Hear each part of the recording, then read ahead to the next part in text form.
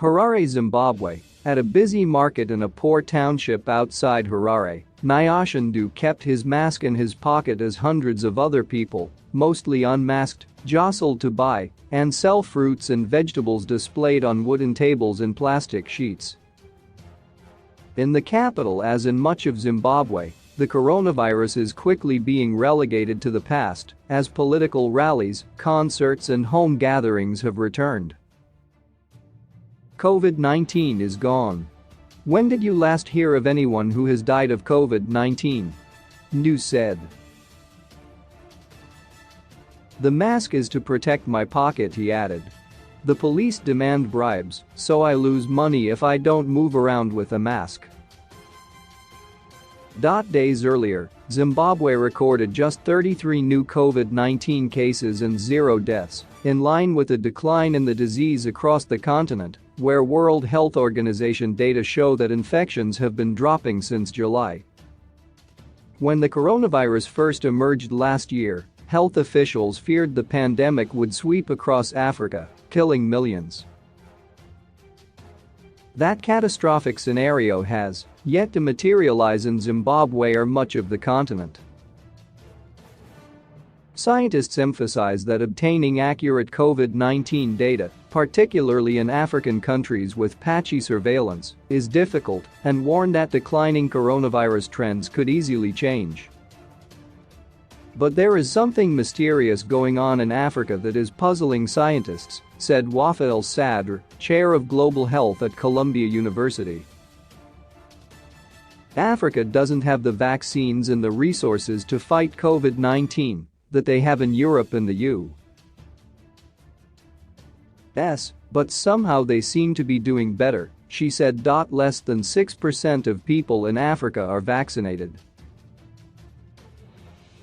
For months, the WHO has described the continent as one of the least affected regions in the world in its weekly pandemic reports.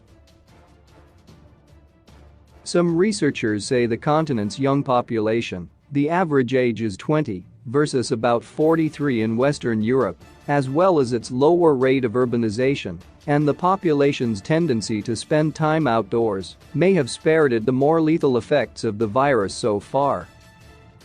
Several studies are probing whether there might be other explanations, including genetic reasons or past infection with parasitic diseases.